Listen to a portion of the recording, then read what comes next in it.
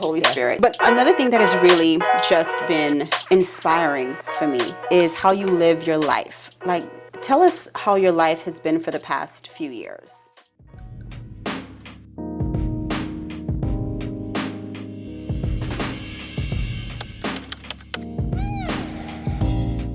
Well, for about 10 years, since James passed away, I think is when I kind of started on this journey. So for the last 10 years, I would say, it's been a journey of reaching for a deeper faith, growing in my faith walk, growing in my relationship with Jesus, and that's been my priority. I put that up on number one, and then besides that, I had a lot of other things I need to work on, because the last few years that I was with James, he was very sick, so most of my time was consumed with either working or caring for him, so I hadn't done a lot of self-work for a while, and I was in need, very much in need. Right, so right. I concentrated on my walk with Jesus. I found a church, making those kind of connections and growing a church family.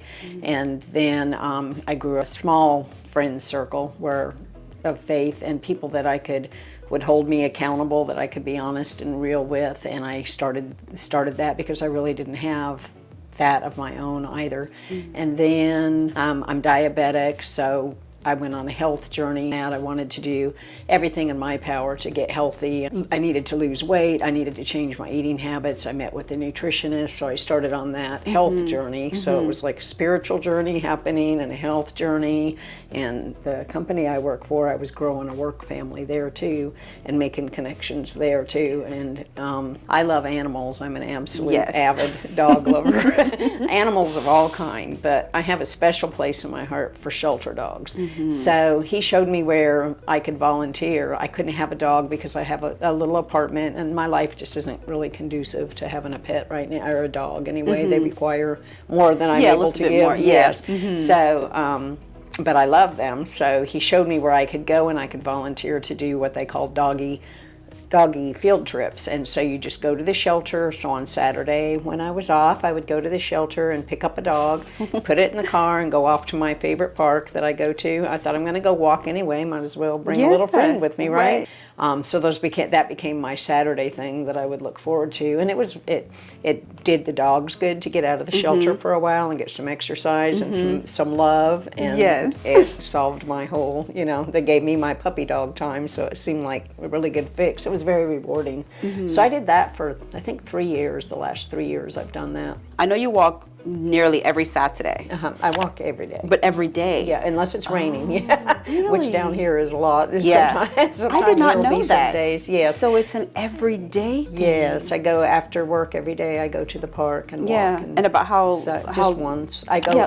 If you go around the whole park there, it's a mile. Yeah. So usually, if it's cool weather and in the fall, or if it's on a Saturday morning, like this morning when it's cooler, I might go 2 or 3 times. There's something else that she does, she didn't mention, that I think is awesome for her mental health, her self-care, your monthly massages. Oh, yes. Yes. I joined a club membership at one of the massage places, and it's in Tallahassee, so it's only about a 30-minute drive from here. But yet it makes you kind of feel like you're getting out of town a little, even though you're not going very far. You cross that Florida border, and it's like I went somewhere. Yeah, it's true. It's exactly. True. Ooh. So yes, and those are a thing where you get one hour massage every month, and I started doing that with a friend about 2.5, maybe 3 years ago. I started doing that, and I thought, I'll go a few times, but it was after a couple. It's like, yes, I'm signing up. I need this once a month, and it's been absolutely wonderful. And at the time, I just kind of thought of it as a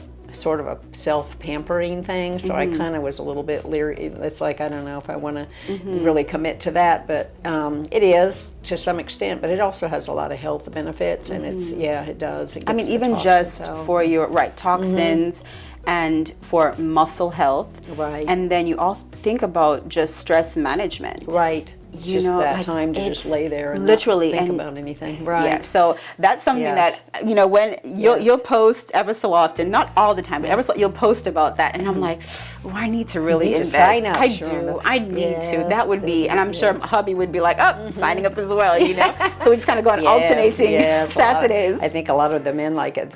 some of the people I work with, mostly men, they love to go, I think, as much as I do. Yeah, I mean, men need to be pampered too. So, men need to be pampered. Right. All right. So ladies, if you're looking for a way to pamper your hubby, sign him up for a massage. Yes. If you can't commit to the membership, at least, once or so, I'm sure he would prefer if you do it. All right. Because yes, we all know grown lady chats. Okay. But it's also good sometimes for you both to indulge in self-care where someone else is pampering you, So I think that's good. Now, you have such a full life and you're very intentional. But did you, or at what point did you start to feel like a longing